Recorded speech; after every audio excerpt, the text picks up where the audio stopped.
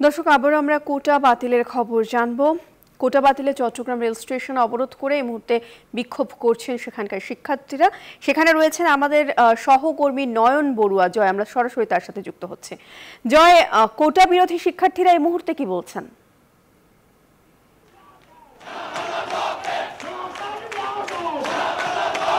ধন্যবাদ প্রিয়ঙ্কা আপনাকে। দেখতে পাচ্ছেন ট্রেন চলাচল এতক্ষণ বন্ধ থাকলেও প্রায় 1 ঘন্টার উপরে ট্রেন চলাচল বন্ধ ছিল। কক্সবাজার থেকে আসা যে ট্রেনটি সেই ট্রেনটি কিন্তু আটকা পড়েছে।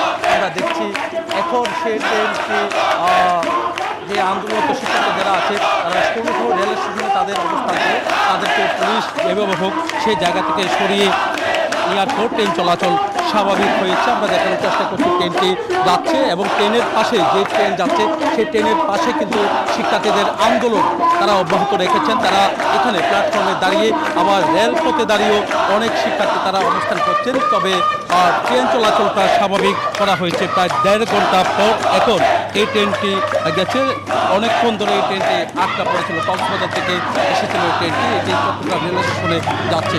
তবে একই সাথে এখানে আন্দোলনরত শিক্ষার্থী যারা আছেন তারা বলছেন তাদের আন্দোলন তারা অব্যাহত রাখবে যতদিন পর্যন্ত তাদের যে 4 দফা দাবি মানা হবে না ততদিন পর্যন্ত তারা তাদের আন্দোলন অব্যাহত রাখবে। এমনকি সরকারি চাকরিতে কোটা বাতিলের দাবিতে তাদের আন্দোলন তারা করছেন। এমনকি শিক্ষার্থী যারা আছেন তারা যেমনটা জানিয়েছেন তারা ক্লাস বর্জন করেছে, পরীক্ষা বর্জন করেছে।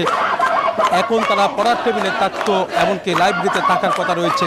তবে তারা আন্দোলনে নেমেছে, রেলপথ অবরুদ্ধ করেছে একটিমাত্র কারণ যে কোটা বাতিল করতে চায়। তারা মেধা ভিত্তিতে সবাই কিন্তু চাকরি হোক সেই আশায় কিন্তু তারা এই জায়গায় তারা এখানে দাঁড়িয়েছে বলে আমাদেরকে জানিয়েছেন। আমরা একটু দেখাতে চাচ্ছি আপনাদের। 1971 সালে বাংলাদেশ স্বাধীন হয়েছিল এই বৈষম্যের কারণে। আজ 2024 সালে আমরা এই বৈষম্যের বিরুদ্ধে আবার লড়তে আসছি। আমাদের দাবি না আদায় পর্যন্ত আমরা রাজপথে থাকবো ইনশাল্লাহ।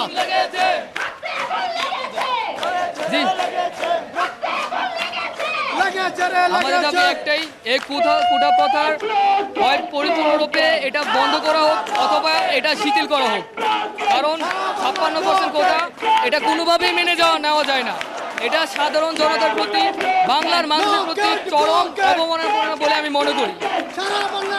রেলপথে আবারও তারা তাদের অবস্থান দেখছে। তারা বলছেন যখন ট্রেন আসবে, যেহেতু সবসময় ট্রেন চলে না, এই কারণে তারা এই জায়গায় অবস্থান নিয়েছে বলে আমাদেরকে জানিয়েছেন। এমনকি যারা অবস্থান নিয়েছে তাদের সাথে আমরা কথা বলেছি, তারা যেমনটা জানিয়েছেন যে তাদের যে দাবি সে দাবি যতক্ষণ পর্যন্ত মানা হবে না ততক্ষণ পর্যন্ত তারা তাদের এই দাবি তাদের আন্দোলন তারা অব্যাহত রাখবে বলে আমাদেরকে জানিয়েছেন। আমাদের দাবি একটাই, সেটা হচ্ছে সকল গ্রেডে চাকরি, সকল গ্রেডে অযৌক্তিক ও বৈষম্যমূলক সকল ধরনের কোটা বাতিল করে সংবিধান উল্লেখিত অনগ্রসর জনগোষ্ঠীর জন্য ন্যূনতম মাত্রায়, যৌক্তিক মাত্রায় কোটা সংস্কার করে সংসদে আইন পাস করে কোটা পদার্থের সংস্কার করতে হবে। এই ছিল আমার এখানকার সর্বশেষ। ফিরে যাচ্ছে স্টুডিওতে প্রিয়ঙ্কার কাছে।